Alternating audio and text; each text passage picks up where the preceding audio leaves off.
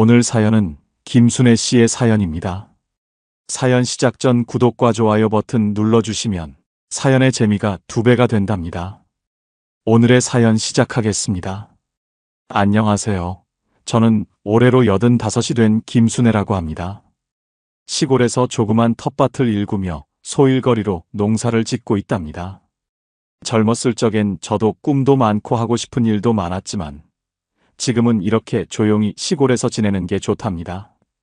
손에 흙을 묻히고 작물을 가꾸는 일이 제겐 더없이 행복한 일상이에요. 하지만 큰며느리는 제가 시골에서 사는 걸 영 못마땅해 하더군요. 어머님, 이제 그만 시골 생활 접으시고 서울로 오세요. 요즘 세상에 누가 그렇게 살아요? 큰며느리는 IT 스타트업의 임원이라는 게 무척 자랑스러운 모양이에요. 늘 저를 볼 때면 촌스럽다, 세상 물정을 모른다는 눈치였죠. 어머님은 요즘 세상 돌아가는 걸 모르세요.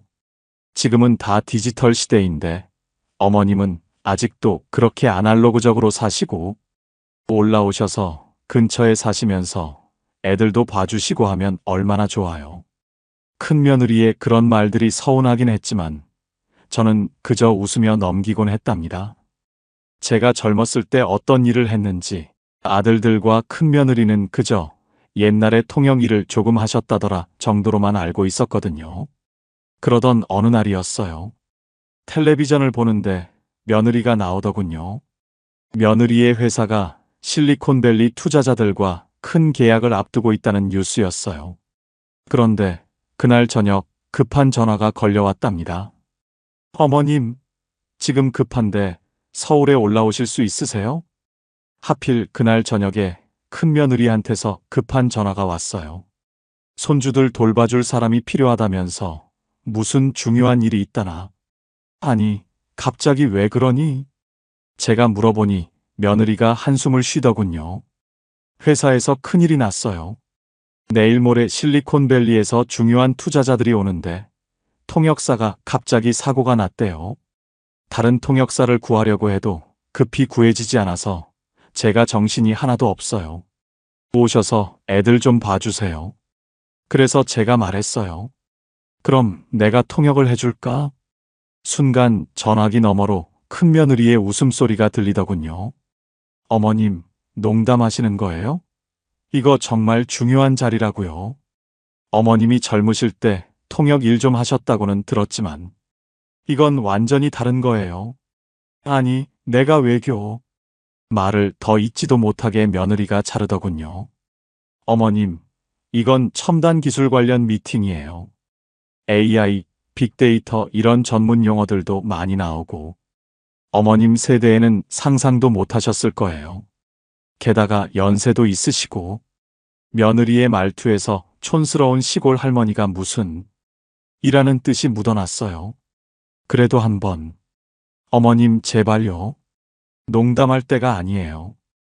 회사 운명이 걸린 중요한 자리라고요. 어머님이 옛날에 조금 하셨다고 지금도 되는 게 아니잖아요. 얼른 오셔서 애들이나 봐주세요. 제가 오늘 집에 못 들어갈 것 같아서 그래요. 며느리의 그 무시하는 말투가 참 서운하더군요. 하지만 전 침착하게 말했답니다.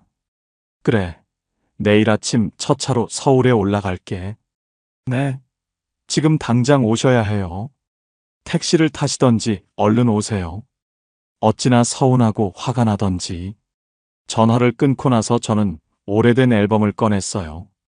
젊은 시절 UN 총회에서 수석 통역관으로 일하던 제 모습이 담긴 사진들이었죠.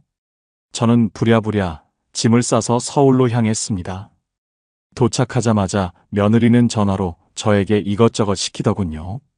어머님, 내일 애들 아침밥 챙겨주시고요. 큰애는 9시까지 학원 데려다 주셔야 해요. 작은애는 10시에 태권도장에 데려다 주시고요. 알았어. 아, 그리고 집안 청소도 좀 해주세요. 요즘 너무 바빠서 제대로 못했거든요. 창문이랑 욕실도 좀 닦아주시고. 전화기 너머로 들리는 며느리의 목소리가 마치 가정부에게 지시하는 것 같더군요. 냉장고에 반찬도 없는데 장도 좀 봐주세요. 그리고 세탁기도 좀 돌려주시고요. 아, 맞다. 저녁에는 애들 학원 데리러 가셔야 해요. 시간 착각하시면 안 돼요? 마치 제가 정신없는 노인네라도 되는 양 말하는 게 참 서운했어요. 어머님은 이런 거 잘 모르실 텐데. 제가 메모장에다 일정이랑 해야 할 일들 다 적어놨어요. 까먹지 마시고 꼭 보면서 하세요. 아침부터 시작된 며느리의 전화는 하루 종일 이어졌어요. 손주들 간식은 뭘로 줘야 하는지, 밥은 뭘 챙겨줘야 하는지, 마치 제가 아무것도 모르는 사람처럼 하나하나 다 설명하더군요. 어머님, 요즘은 애들 교육이 옛날이랑 달라요. 그냥 애들 기른다고 다 되는 게 아니에요. 정해진 시간에 맞춰서 꼭 데려다 주셔야 해요. 전 묵묵히 듣고만 있었어요. 며느리가 모르는 게 있었거든요. 제가 유엔에서 일할 때는 이보다 훨씬 더 복잡한 일정들을 완벽하게 소화해냈다는 거요. 어머님, 지금 어디세요? 한참 저녁 준비를 하고 있는데 며느리한테서 또 전화가 왔어요. 집에서 저녁 준비하고 있지. 아이고, 큰일 났네. 어머님, 죄송한데 지금 회사로 좀 와주실 수 있으세요? 뭔데? 제가 아까 급하게 나오느라 회사 서류를 집에 두고 왔어요. 그거 좀 가져다 주시면 안 될까요? 아니, 이 시간에? 애들은 어쩌고? 애들은 제가 이모님한테 부탁했어요. 어머님, 이거 진짜 중요한 서류거든요. 제발 좀 부탁드릴게요. 한숨이 나왔지만 어쩔 수 없었어요. 며느리 말로는 투자자들과의 미팅 자료라는데 안 가져다 주면 큰일 날 것 같더군요. 어디 있는데 그 서류가? 서재 책상 위에 파란색 바인더에 있어요. 그거 들고 강남 SK 빌딩으로 와주세요. 30분이면 오실 수 있죠? 아니, 이 시간에 강남까지 어떻게? 어머님, 택시 타시면 되잖아요. 제가 택시비 드릴게요. 며느리는 제 나이는 생각도 안 하고 마구 재촉하더군요. 어머님, 빨리 와주세요. 투자자들 오기 전에 자료 검토해야 해서요. 결국 저는 서둘러 택시를 잡아 탔어요. 파란 바인더를 들고 강남으로 향하는 길. 창밖으로 스쳐 지나가는 도시의 불빛을 보며 생각했죠. 내가 유엔 통역할 때는 이런 심부름도 안 시켰는데. 회사에 도착하니 며느리는 로비에서 초조하게 서성이고 있더군요. 어머님, 왜 이제 오세요? 얼른 주세요. 서류를 건네받자마자 며느리는 뒤도 돌아보지 않고 엘리베이터로 뛰어갔어요. 어머님, 이제 들어가세요. 택시비는 나중에 드릴게요. 로비에 홀로 남겨진 저를 보며 경비 아저씨가 안타까운 듯 쳐다보더군요. 내일은 이 며느리에게 제가 어떤 사람이었는지 보여줘야겠다고 생각했답니다. 며느리가 당황한 얼굴로 다가올 때 투자자들이 반가워하며 인사를 건넸어요. We've been looking for you. 하지만 며느리는 통역사가 없는 상황이라 어쩔 줄 모르는 표정이었죠. 그때 제가 자연스럽게 영어로 대화에 참여했답니다. Good morning, gentlemen. I understand you're here for the investment meeting? 투자자들이 제 유창한 영어에 놀란 듯 했어요. 투자자 중 한 분이 본격적인 대화를 시작했죠. Yes, we are very interested in discussing potential investment opportunities. In Korea's tech industry, 며느리는 제가 이해하지 못할 거라 생각했는지 끼어들려 했지만 전 능숙하게 대화를 이어갔답니다. Actually, I spent many years working as an interpreter for various international technology conferences. I'm quite familiar with business negotiations. 그러자 프랑스 투자자가 갑자기 프랑스어로 동료에게 말했어요. c'est impressionnant. Elle parle anglais couramment. 저는 프랑스어로 자연스럽게 대답했죠. Merci beaucoup. J'ai été interprète principal pour plusieurs conférences diplomatiques internationales. 독일 투자자도 놀란 듯 독일어로 말을 걸었어요. Sie sprechen auch Deutsch? Das ist ja wunderbar. Ja, natürlich. Ich war als Dolmetscherin bei vielen diplomatischen Verhandlungen tätig. 투자자들은 제가 3개 국어를 자유자재로 구사하는 것에 깊은 인상을 받은 듯 했어요. 특히 외교, 경제, 무역 관련 전문 용어들을 정확하게 이해하고 통역하는 것에 놀라워했죠. In the 80s, I interpreted for several important trade negotiations between European and Asian countries. I was also involved in various diplomatic meetings. During the period of rapid economic growth in Asia, 투자자들은 깊은 인상을 받은 듯 했어요. 특히 국제 무역과 경제 분야의 전문 용어들을 자연스럽게 구사하는 것에 감탄했죠. 옆에서 듣고 있던 며느리의 얼굴이 점점 굳어갔어요. 자신이 무시했던 시어머니가 알고 보니 이렇게 대단한 경력을 가진 사람이었다는 것을 인정하고 싶지 않아 보였죠. 한 투자자가 제게 제안을 했어요. Would you consider helping us with today's meeting? We'd be honored to have someone with your expertise. 며느리는 당황한 기색이 역력했지만 투자자들은 이미 저를 전적으로 신뢰하고 있었답니다. 제가 통역을 맡게 될 거라는 걸 며느리는 이제야 알게 된 것 같더군요. 며느리는 갑자기 바뀐 상황에 어찌할 바를 몰라 했어요.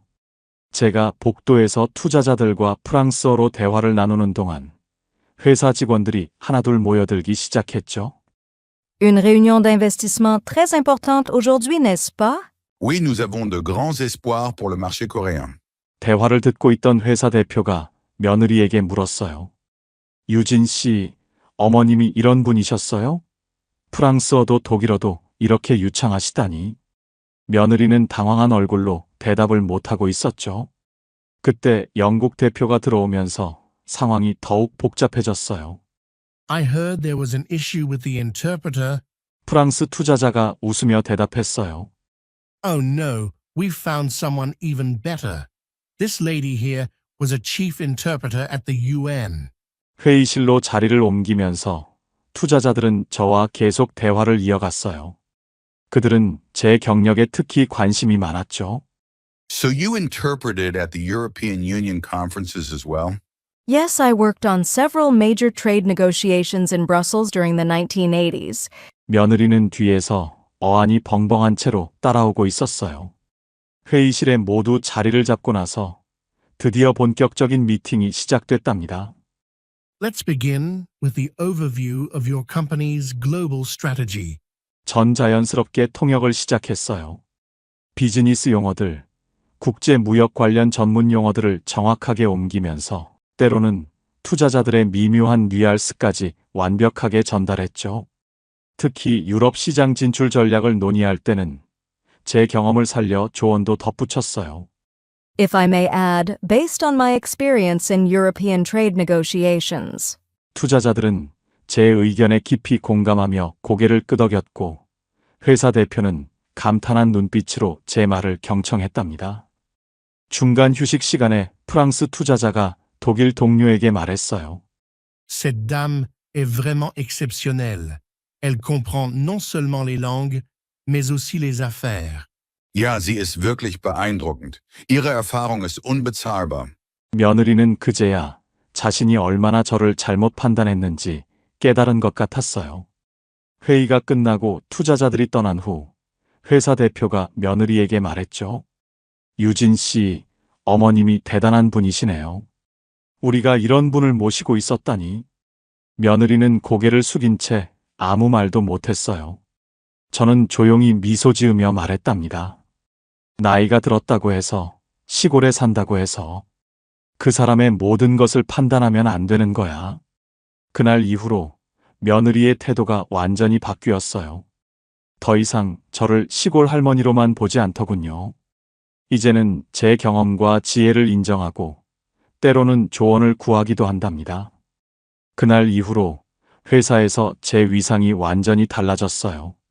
대표가 직접 찾아와서 고문직을 제안했고 직원들은 제가 오갈 때마다 공손히 인사를 하더군요. 특히 며느리의 변화가 컸답니다. 어느 날 저녁 며느리가 조심스럽게 제 방을 찾아왔어요. 어머님, 죄송합니다. 왜? 제가 정말 어머님을 너무 몰랐어요. 어머님이 얼마나 대단한 분이신지도 모르고 그저 나이든 시골 어르신으로만 봤어요. 며느리의 눈에는 눈물이 고여 있었어요. 그동안 저는 제가 대단한 줄 알았어요. 회사에서 임원 자리에 올랐다고 영어를 잘한다고. 그런데 어머님은 영어는 물론이고 프랑스어, 독일어까지. 게다가 UN 수석 통역관이셨다니. 저는 며느리의 손을 잡아주었어요. 사람은 누구나 자신만의 이야기가 있는 법이야. 나도 젊었을 때는 세계를 누비며 꿈을 펼쳤지. 유엔에서 일하면서 전쟁과 평화, 국제 분쟁을 두고 벌어지는 치열한 협상의 현장을 지켜봤고. 어머님, 왜 그동안 한 번도 말씀해 주지 않으셨어요? 굳이 말할 필요를 못 느꼈지. 난 그저 좋은 시어머니, 좋은 할머니가 되고 싶었으니까. 며느리는 그제야 제 방에 걸려있는 오래된 사진들을 유심히 보더군요. 80년대 UN 총회장에서 찍은 사진, 유럽 정상들과 함께 찍은 사진들. 어머님, 이게 다 어머님이세요? 너무 멋있으세요. 그래, 저기 저 사진은 1985년 제네바에서 열린 군축 회담 때 찍은 거야. 내가 수석 통역을 맡았었지. 며느리는 제 과거 이야기에 푹 빠져 밤늦게까지 이야기를 나눴어요. 그리고 마지막에 이렇게 말하더군요. 어머님, 이제부터는 제가 어머님께 많이 배우고 싶어요. 진정한 국제적인 안목이 어떤 건지. 어머님처럼 품격 있는 사람이 되고 싶어요. 그날 이후로 저희 가족의 분위기가 완전히 달라졌답니다. 더 이상 저를 촌스럽다, 세상 물정을 모른다고 하지 않아요. 이제는 손주들도 할머니가 대단한 분이었다는 걸 알고 저의 이야기를 들려달라고 조르곤 한답니다. 할머니 유엔에서 일하실 때 이야기 또 해주세요. 며느리는 주말마다 저를 찾아와 차를 마시며 이야기를 나눕니다. 때로는 회사 일로 조언을 구하기도 하고, 때로는 제 인생 경험에 대해 진지하게 묻기도 하죠. 어머님, 저는 이제야 깨달았어요. 나이는 그저 숫자에 불과하다는 걸요. 그리고 겸손하게 상대방을 바라보는 자세가 얼마나 중요한지도요. 저는 그런 며느리를 보며 미소 짓습니다. 사람은 누구나 자신만의 빛나는 시간이 있는 법이니까요. 중요한 건 그 시간을 어떻게 현재와 연결시키느냐, 그리고 그 경험을 어떻게 다른 사람들과 나누느냐 하는 거겠죠.